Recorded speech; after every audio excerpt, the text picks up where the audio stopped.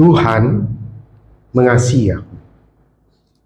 Mengapa hal buruk menimpa aku? Saudara, sebelum kita membahas bagian ini, saya mengajak kita untuk membaca di dalam Ulangan 32 ayat 9, 10, kemudian Sakaria pasal 2 ayat yang ke-8. Saya akan membaca untuk kita semua, tetapi bagian Tuhan ialah umatnya. Yakub ialah milik yang ditetapkan baginya. Didapatinya ia di suatu negeri, di padang gurun, di tengah-tengah ketandusan dan auman padang belantara. Dikelilinginya dia dan diawasinya, dijaganya sebagai biji matanya. Yakobus Sakaria pasal 2 ayat yang ke-8. Sebab beginilah firman Tuhan semesta alam, yang dalam kemuliaannya telah mengutus aku mengenai bangsa-bangsa yang telah menjarah kamu. Sebab siapa yang menjamah kamu? Ini firman Tuhan melalui Sakaria kepada bangsa Israel. Sebab siapa yang menjamah kamu? Berarti menjamah biji matanya. Amin. Bapak Ibu Saudara, sebelum kita membahas lebih jauh tentang tema yang kita akan bahas, melalui dua nats ini kita belajar, Bapak Ibu Saudara, bahwa Alkitab menyatakan Israel itu biji mata Tuhan. Dan kalau memang Israel itu biji mata Tuhan, mengapa hal buruk terjadi kepada Israel? Dan itulah yang nanti akan kita temukan menjadi jawaban bagi kita. Tuhan mengasihi aku, tapi mengapa hal buruk menimpa aku? Saudara, kalau kita lihat bangsa Israel ini secara sejarah, sungguh sangat memprihatinkan. Ya. Di Mesir, dia sebagai budak selama kurang lebih 400 tahun. Katanya biji mata Tuhan. Masa di Mesir kerja rodi seperti itu? Ketika Firaun sudah tidak mengenal lagi Yusuf, Israel diperlakukan secara tidak baik. Dan ketika Israel berseru kepada Tuhan, Tuhan mengutus Musa untuk membawa orang Israel ini keluar dari Mesir menuju tanah Kanaan. Setelah itu, biji mata Tuhan yang katanya dikasihi Tuhan, Bapak Ibu Saudara, 40 tahun ada di padang gurun, berpindah-pindah. Dapat air aja susah. Mau makan daging aja harus tunggu mujizat. Burung puyuh itu dikirim. Sementara bangsa-bangsa kafir, mereka bisa tanam itu anggur. Ya. Sementara biji mata Tuhan ini di padang gurun. 40 tahun mutar-mutar, pindah-pindah terus. Setelah Tuhan memberikan tanah Kanaan itu kepada mereka, dan berbagai macam berkat kemuliaan Tuhan nyatakan kepada mereka. Dan ketika mereka berdosa kepada Tuhan, Tuhan izinkan juga mereka mengalami pembuangan di Babel, saudara. Selama 70 tahun. Selama 70 tahun, mereka ada di bawah pemerintahan bangsa lain. Dan ketika waktunya sudah selesai, saudara, Tuhan izinkan mereka kembali lagi ke Israel, ya, sekitar 2500 tahun yang lalu. Dan bangsa ini adalah memang bangsa pilihan Allah, di mana Tuhan Yesus lahir melalui bangsa Israel. Tuhan pakai bangsa ini melalui Mesias untuk bisa menjadi berkat bagi kita seluruh bangsa-bangsa di dunia. Setelah itu saudara, sekitar tahun 70-an, tentara Romawi mengepung Yerusalem, kemudian menghancurkan Bait Allah, saudara. Dan pada waktu itu bangsa Israel, di mana Tuhan Yesus kita ini lahir ya melalui bangsa ini, mulai terserak kepada seluruh dunia, saudara. Saudara, Alkitab berkata ini biji mata Tuhan. Ya. Kalau orang menjamah, itu sama saja menjamah matanya Tuhan. Saudara, sejak tahun 70, bangsa Israel di mana Kristus ini lahir, selama 2000 tahun itu terserak ke seluruh dunia. Jadi sejak zaman tahun 70 sampai hari ini, saudara. Hari ini enggak ya, sekitar 100 tahun yang lalu, bangsa ini enggak punya tanah air, enggak punya pemerintahan, enggak ada di Yerusalem, saudara. Semuanya terserak ke seluruh dunia. Saudara, kalau akal kita secara duniawi, kita berpikir inikah biji mata Tuhan? Tapi Alkitab berkata ini biji mata Tuhan, saudara. Ini bangsa pilihan yang dimana Mesias itu lahir melalui bangsa ini. Dan puncaknya, saudara, sebelum mereka kembali ke Israel dan pada tahun 19 akhirnya berdiri negara Israel tanggal 14 Mei 1948, saudara. Setelah kurang lebih 2000 tahun, ada peristiwa yang sangat menyesakkan hati kita. Itu peristiwa Holocaust. Kurang lebih ada 6 juta orang Yahudi, saudara, dibunuh secara sadis oleh Nazi. Saudara, saya menyaksikan foto-foto, ada ibu, ada anak, ya saudara. Mereka dikumpulkan sama-sama. Yang wanita masuk ke gerbang sana, mau mandi. Masuk, saudara. Sebuah chamber, sebuah ruangan, dibilang mau mandi. Bajunya semua dilepas, cewek-cewek sama anak-anak, saudara. Ternyata dilepas gas beracun. Mati semua. Ini orang Israel. Di mana Mesias itu lahir, Tuhan izinkan lahir melalui biji mata Tuhan.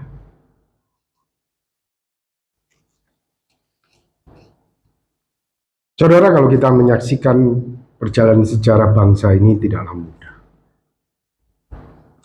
Tentunya hal-hal ini mendorong mereka akhirnya untuk kembali ke Yerusalem setelah 2000 tahun. Dan tahun 1948 barulah berdiri. Tuhan izinkan, ya saya katakan, Tuhan izinkan untuk mereka punya. Dan hari ini pun mereka masih saja Tuhan izinkan ada berbagai macam kesulitan, tantangan.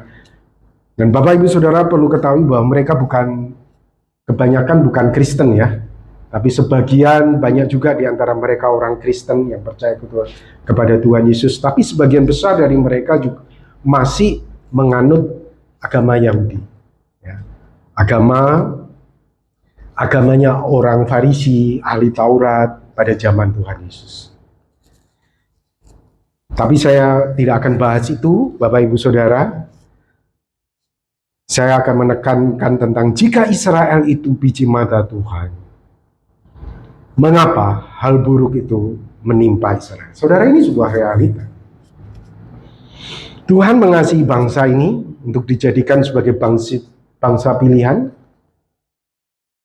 yang olehnya Mesias itu lahir, tapi Tuhan juga mengizinkan hal buruk menimpa Israel.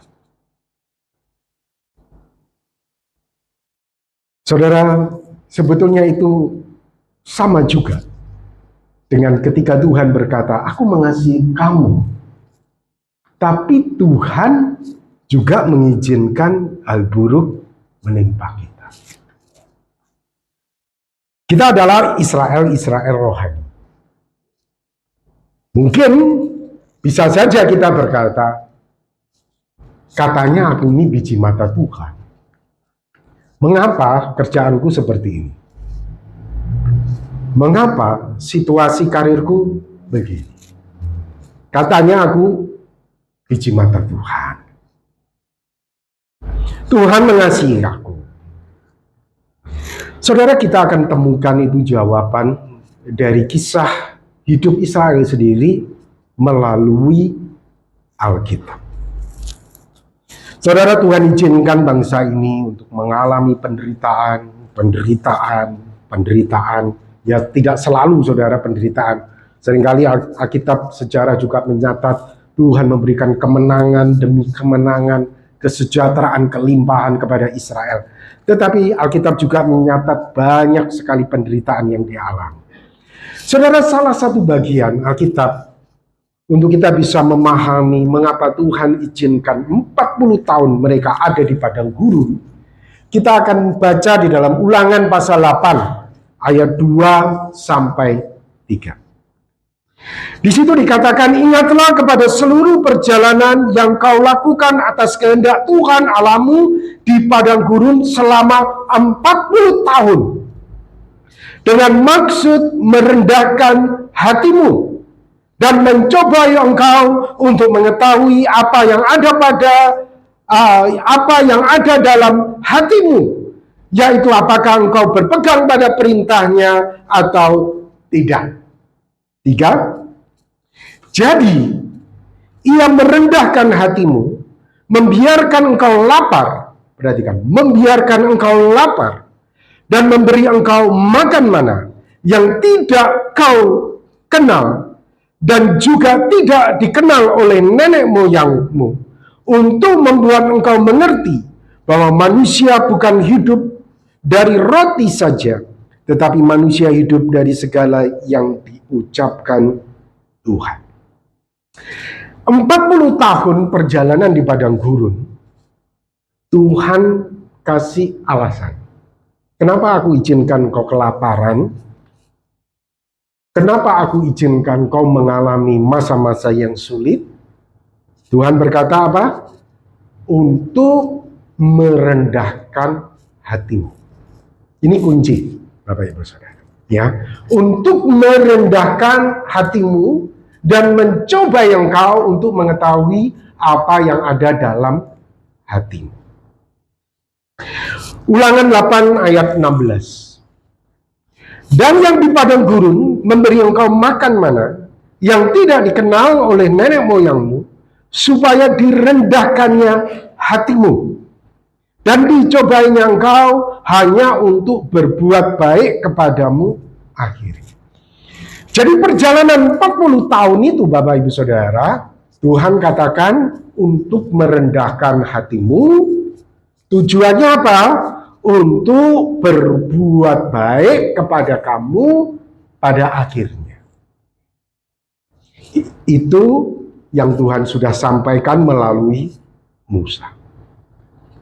Jadi Bapak Ibu Saudara, boleh saya simpulkan, Tuhan izinkan Israel menderita untuk mendapatkan karakter.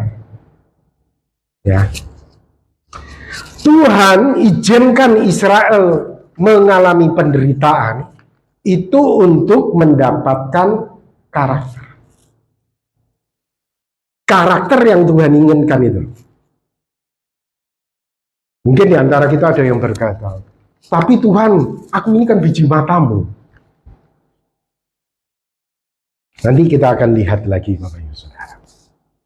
Mungkin di antara kita ada yang bertanya, mengapa Tuhan itu sangat berhasrat mendapatkan karakter kita, karakter Israel itu. Sehingga Tuhan yang katanya kita ini biji matanya, itu Tuhan izinkan kelaparan. Tuhan izinkan susah. Saudara, untuk kita bisa menjawab bagian ini, mengapa Tuhan sangat berhasrat untuk mendapatkan karakter Israel, karakter kita.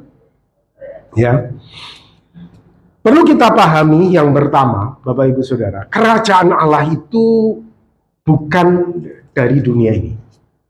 Ini pemahaman yang mesti kita sadari. Kerajaan Allah itu bukan berbicara tentang dunia ini.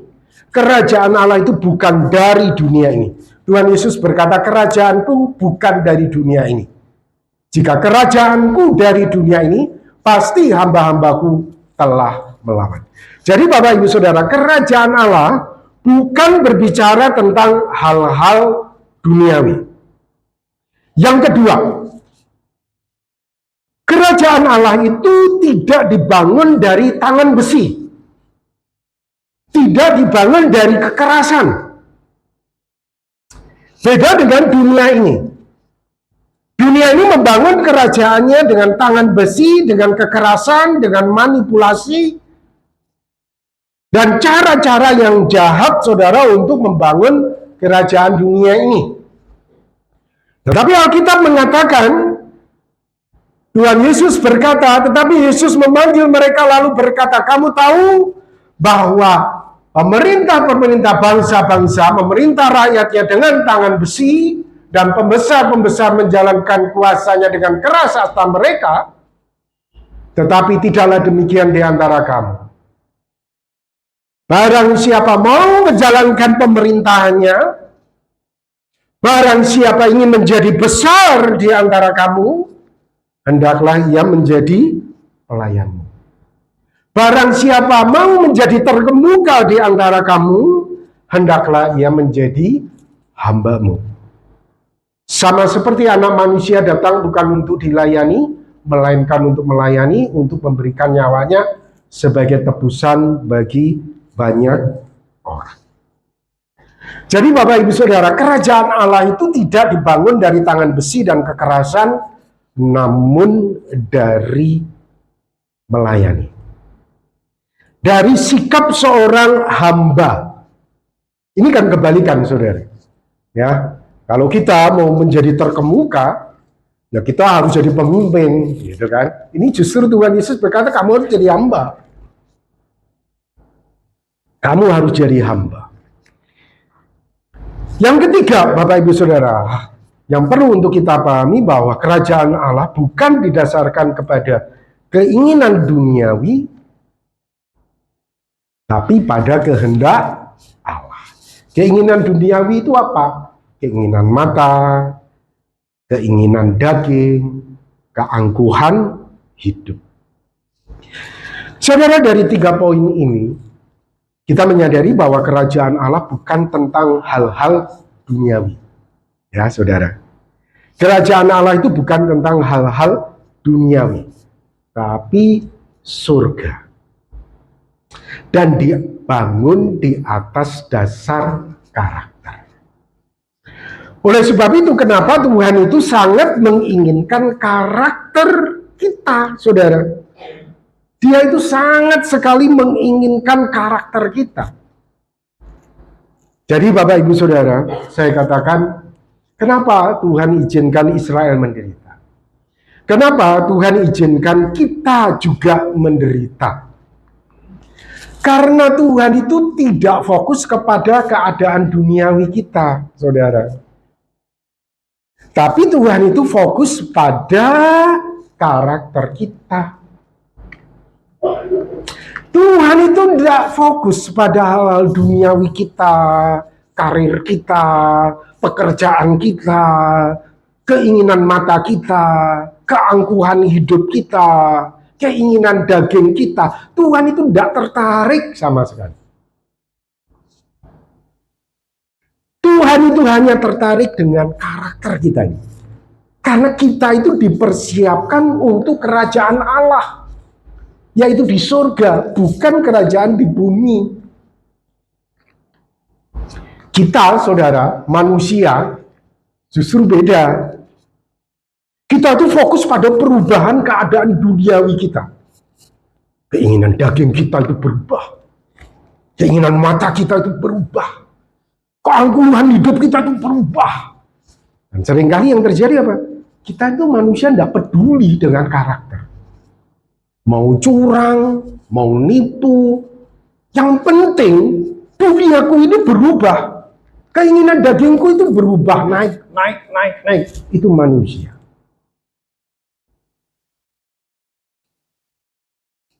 Nah, itu bedanya Bapak Ibu Saudara, kita itu dengan Tuhan. Oleh sebab itu Yesaya 55 ayat 8 dan 9 berkata, sebab rancanganku bukanlah rancanganmu.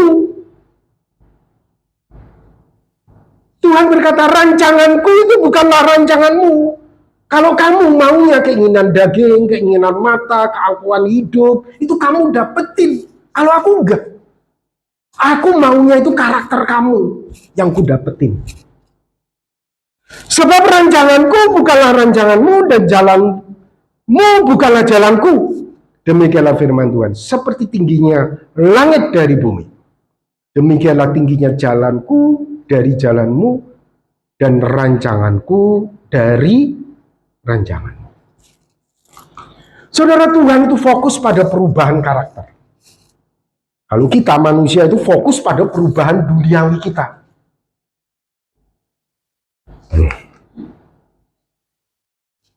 Lalu kita baca di dalam Markus 8 ayat 36-37. Tuhan Yesus berkata, apa gunanya seorang memperoleh seluruh dunia ini? Kamu tuh dapat keinginan mata kamu, keinginan daging, keangkuhan hidup kamu dapat semuanya. Tapi kamu tidak punya karakter. Apa gunanya, kata Tuhan Yesus? Kamu tuh binasa.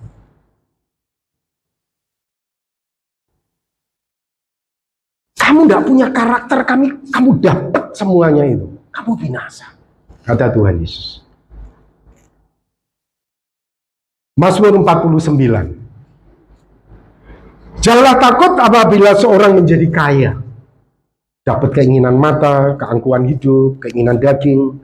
Apabila kemuliaan keluarganya bertambah. Sebab pada waktu matinya, semuanya itu tidak akan dibawanya, serta kemuliaannya tidak akan turut mengikutinya. Yang dibawa apa? Karakter, saudara. Keinginan mata, keangkuhan hidup, semuanya itu nggak akan kita bawa. Sekalipun ia menganggap dirinya berbahagia pada masa hidupnya, sekalipun aku ini sukses loh, punya karir-karir yang hebat, harta aku banyak untuk 7 keturunan, aku ini orang yang berbahagia. Sekalipun ia menganggap dirinya berbahagia pada masa hidupnya, sekalipun orang menyanjungnya karena ia berbuat baik terhadap dirinya sendiri, namun ia akan sampai kepada angkatan nenek moyangnya yang tidak akan melihat terang untuk seterusnya. Tidak ada kekekalan. Mazmur 49 ayat 21. Manusia yang dengan segala kegemilangannya tidak mempunyai pengertian. Saya katakan tidak berkarakter. Boleh disamakan dengan hewan yang dibinasakan. Jadi Bapak Ibu Saudara, Tuhan izinkan Israel menghadapi masalah demi masalah, kesulitan. Alkitab memberikan jawaban. Aku itu, seolah-olah ya dengan bahasa kita, aku itu mau dapat karakter kamu. Demikian juga dengan kita. Kita tuh berdoa, Tuhan, ubah keadaanku, ubah keinginan mataku, ubah keinginan dagingku. Dapat aku ini, keangkuhan hidupku itu dapat beri kepada. Tapi Tuhan tidak pernah kasih, saudara. Karena apa? Tuhan mau dapat karakter kamu.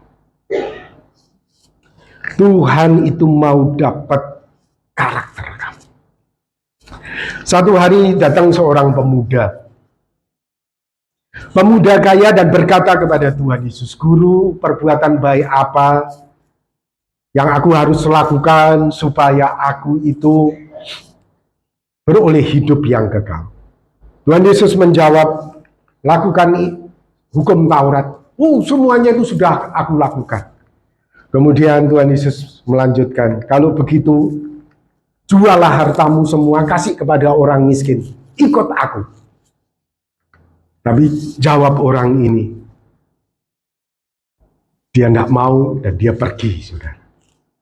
Kemudian Tuhan Yesus berkata, aku berkata kepadamu, sesungguhnya sukar sekali bagi seorang kaya untuk masuk ke dalam kerajaan surga. Dengan pengertian, orang kalau dapat keinginan daging, keinginan mata, keangkuhan hidup, jangan bermimpi, saudara, engkau masuk ke dalam kerajaan Allah. Kalau tidak punya karakter. Kalau tidak punya karakter, kita tidak mungkin bisa mendapat bagian dalam kerajaan Allah.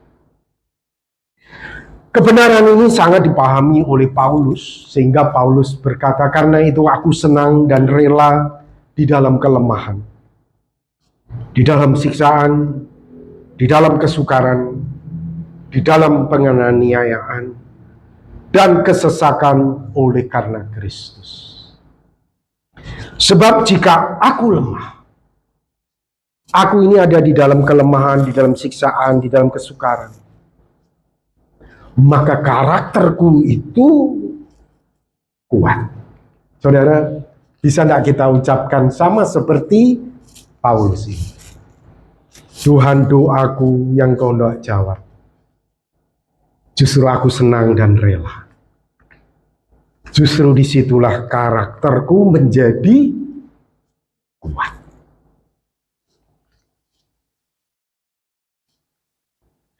Roma 8, 28, 29. Kita tahu sekarang bahwa Allah turut bekerja dalam segala sesuatu untuk mendatangkan kebaikan bagi mereka yang mengasihi Dia, yaitu bagi mereka yang terpanggil sesuai dengan rencana Allah. Sebab semua orang dipilihnya dari semua. Mereka juga ditentukan dari semula untuk menjadi serupa dengan gambaran anaknya, supaya ia anaknya itu menjadi yang sulung di antara banyak saudara.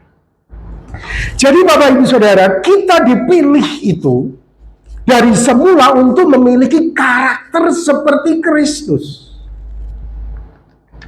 Kita itu ditentukan untuk memiliki karakter seperti Kristus.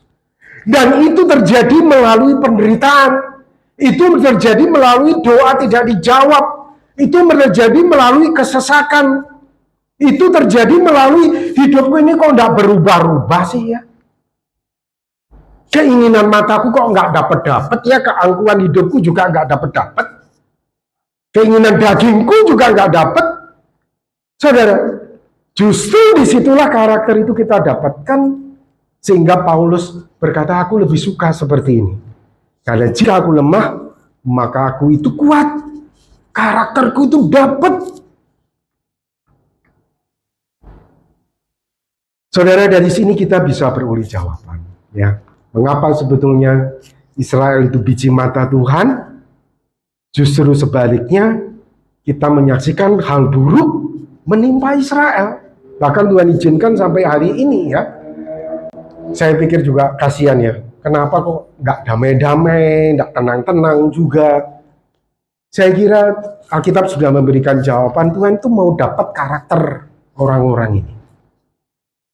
Tuhan mau dapat karakter mereka. Firman ini sering kita baca ya Bapak Ibu Saudara ya. Firman ini ditujukan kepada bangsa Israel. Dan kita juga adalah bangsa Israel rohani.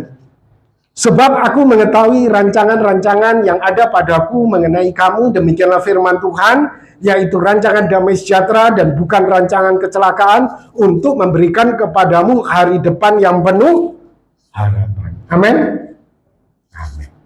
Tapi saudara perlu ingat, ayat ini sama sekali tidak berbicara tentang keinginan mata, keangkuhan hidup, keinginan daging, sama sekali.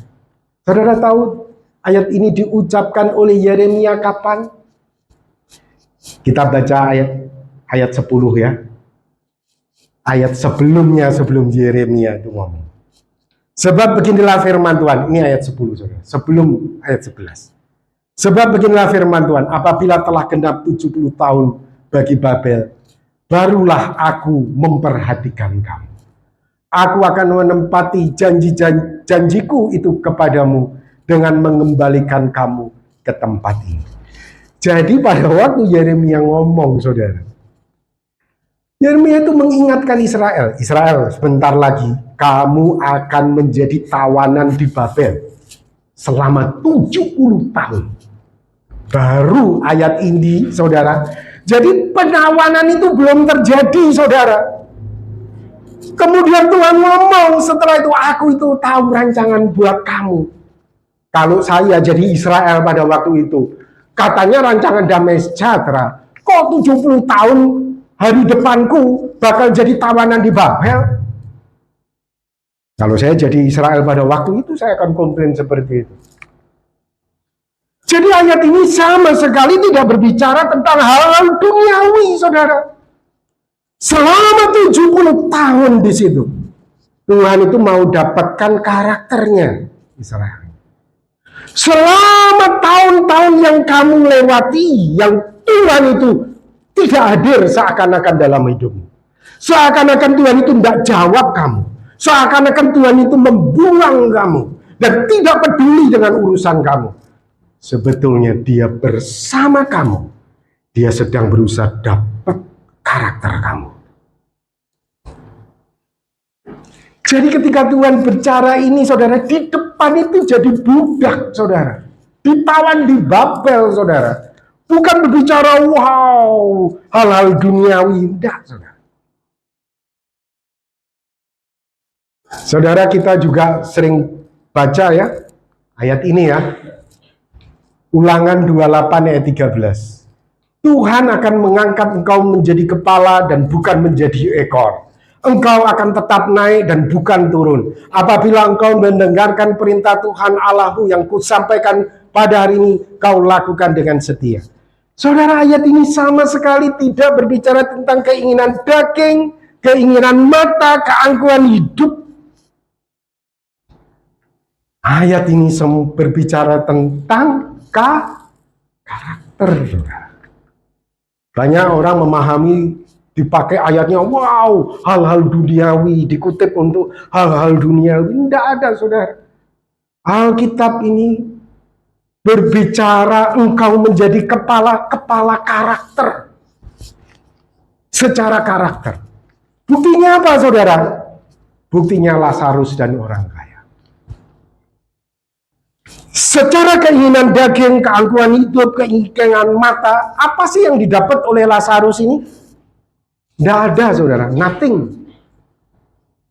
Sementara orang kaya ini, apa yang dia dapat? Dapat dia keinginan mata, keangkuhan hidup, keinginan daging, dia dapat semuanya. Tetapi ujung-ujungnya, siapa yang menjadi kepala? Ketika di hadapan Tuhan, siapa yang jadi kepala dan siapa yang jadi ekor, saudara? Tuhan Yesus dengan jelas berkata, orang kaya itu mati, lalu dikubur. Sementara ia menderita sengsara di alam maut, ia memandang ke atas, dan dari jauh dilihatnya Abraham dan Lazarus duduk di pangkuannya. Saudara, perumpamaan ini menegaskan kepada kita, berbicara tentang kepala, itu berbicara tentang karakter kita ini. Sesuatu di dalam hati kita ini, saudara. Tuhan mengasihi aku. Mengapa hal buruk menimpa aku? Kita sudah dapat jawabannya ya, saudara. Tuhan ingin karaktermu. Tuhan ingin dapat karakter kamu. Tapi Pak Robi, aku kan juga butuh hal-hal duniawi. Saudara, itu adalah urusan Tuhan. Tuhan berkata, carilah dahulu kerajaan Allah dan kebenarannya, maka semuanya itu akan kutambahkan. Jadi siapa yang nambahin? Tuhan yang nambahin. Lalu kita, saudara, mari kita belajar cara berpikir Tuhan. Kita belajar, oke, aku mau dibentuk secara karakter dengan situasi dan kondisi seperti ini. Aku mau. Kita belajar. Nanti urusan hal-hal duniawi, makan, minum, sandang, papan, kemewahan, itu urusan Tuhan. Ya, kita serahkan. Kita ngikut aja apa mau Tuhan. Tuhan membentuk kita ikutin saja. Saya akan tutup dengan kitab Roma, ya saudara, 8 ayat 17 sampai 18. Dan jika kita adalah anak, maka kita juga adalah ahli waris. Maksudnya orang-orang yang berhak menerima janji-janji Allah, yang akan menerima bersama-sama dengan Kristus. Kita akan jadi serupa dan segambar dengan Kristus secara karakter. Ya, kita terima itu bersama-sama dengan Kristus. Jadi jika kita menderita, nah perhatikan, jika kita menderita bersama-sama dengan Dia, supaya kita juga dipermuliakan bersama-sama dengan Dia. Sebab aku yakin bahwa penderitaan zaman sekarang ini tidak dapat dibandingkan dengan kemuliaan yang akan dinyatakan kepada kita. Karena apa, Bapak Ibu Saudara? Kita ini adalah kepala. Bukan secara duniawi, tetapi secara rohani. Amin. Mari kita akan berdoa bersama-sama.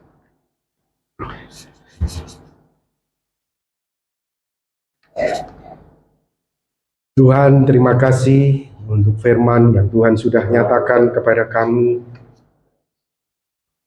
Berkatilah ya Tuhan jemaat-Mu di tengah-tengah situasi, keadaan yang mungkin Tuhan izinkan tidak menyenangkan.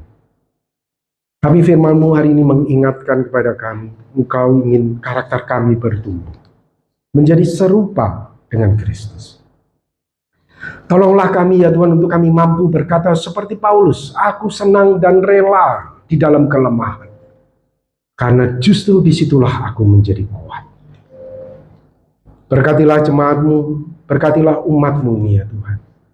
Dan biarkan iman mereka bertumbuh di hadapan-Mu. Di dalam nama Tuhan Yesus Kristus, kami berdoa. Amin.